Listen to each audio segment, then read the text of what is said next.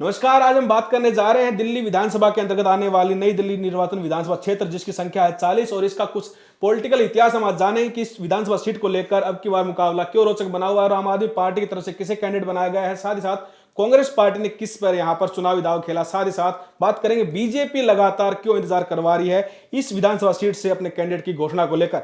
अगर हम बात करें यहां पर दिल्ली के विधानसभा चुनाव की, तो यहां पर टोटल 17 विधानसभा सीटें हैं, जिन पर अब की बार 1,53,57,529 वोटर टोटल दिखाई दे सकते हैं, जो कि 2020 के विधानसभा चुनाव से 5,71,141 की जो संख्या है उसमें कहीं ज्यादा दिखाई देते हैं। हालांकि अभी चुनाव आयोग की तरफ से जो वोटर्स की फाइनल सूची है वो जारी नहीं की गई है और इसकी उम्मीद है कि जनवरी के फर्स्ट वीक में चुनाव आयोग की तरफ से जो अंतिम सूची है वोटर्स की जो संख्या है वो जारी कर दी जाएगी।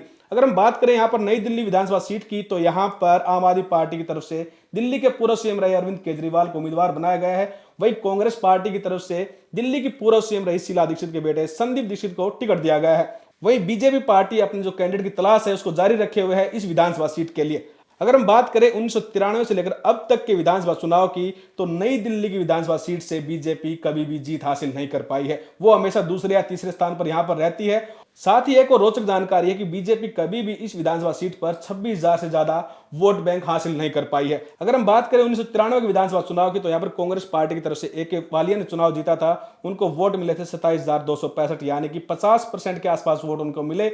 यहां पर बीजेपी की तरफ से राधे श्याम जो चुनाव लड़ रहे थे वो दूसरे स्थान पर रहे, उनको 24,394 वोट मिले, यानी कि 45% वोट के आसपास उनको यहां पर हासिल हुए। वही बात करें 1998 की, तो फिर से यहां पर अशोक कुमार वालिया चुनाव जीतते हैं। कांग्रेस पार्टी की तरफ से उनको 40,094 वोट मिलते हैं, यानी कि 67% जो उनका वोटिंग परसेंटेज था वो रहा। और यहां पर बीजेपी की तरफ से दर्शन कुमार बहल को 17,124 वोट मिले, यानी कि 29% के आसपास वोटिंग परसेंटेज ही उनको हासिल हो पाया। वही 2003 के चुनाव में फिर से डॉक्टर अशोक वालिया चुनाव लड़ते हैं और उनको वोट मिलते हैं यहां पर इंडियन नेशनल कांग्रेस की तरफ से चुनाव लड़ते हुए 45,163, यानी कि 66% उनको चुनावी वोट मिला यहां पर। वही बीजेपी की तरफ से चुनाव लड़ते हुए नवीन कुमार को यहां पर 20,311 वोट मिले, जो 30% के आसपास यहां पर उनका जो टोटल वोटिंग परसेंटेज था वो रहा।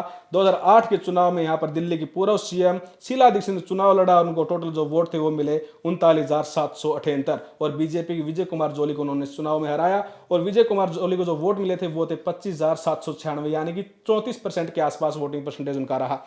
वही 2013 का जो समय था जहां पर आम आदमी पार्टी का उदय हुआ और अरविंद केजरीवाल इस सीट पर शीला दीक्षित के सामने चुनाव लड़े और उनको वोट मिले यहां पर 44,269, यानी कि 54% का जो वोटिंग ग्राफ था, जो वोटिंग परसेंटेज था उनका रहा। और यहां पर जो शीला दीक्षित थी उनको वोट मिलते हैं 18,405, यानी कि 22% के आसपास उनको यहां पर वोट दिए नई दिल्ली की विधानसभा सीट से यहां के लोगों ने। वहीं 2015 के विधानसभा चुनाव में अरविंद केजरीवाल फिर से चुनाव लड़ते हैं, चुनाव जीतते हैं, यहां पर 57,213 वोट उनको हासिल होते हैं, यानी कि टोटल 64% के आसपास उनको वोटिंग परसेंटेज मिला।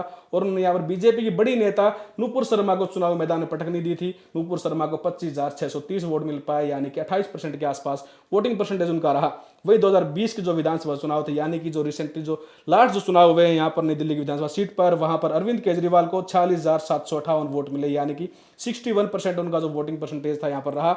उन्होंने बीजेपी के सुनील यादव को यहाँ पर बड़ी पटकनी देते हुए यहाँ पर चुनाव में जीत हासिल की थी और जो सुनील यादव थे उनको 25,061 वोट मात्र मिल पाए, यानी कि 32.75% उनका वोटिंग परसेंटेज रहा। लेकिन आप जनता जनार्दन है, आपको क्या लगता है अब की बार नई दिल्ली की विधानसभा सीट से कौन सी पार्टी का कौन सा नेता यहाँ पर चुनावी जो बाजी है वो जीत पाएगा? ऐसा इसलिए क्योंकि अरविंद केजरीवाल के सामने यहाँ पर दिल्ली की पूर्व सीएम शीला दीक्षित के बेटे चुनाव मैदान में है और बीजेपी लगातार अपने जो कैंडिडेट है उनको खंगाल रही है कि किसको यहाँ से चुनाव मैदान में यहाँ पर खड़ा किया जाए और जो इतने साल से लंबा सूखा यहाँ पर बीजेपी के लिए इस विधानसभा सीट पर है उसको खत्म किया जाए। धन्यवाद।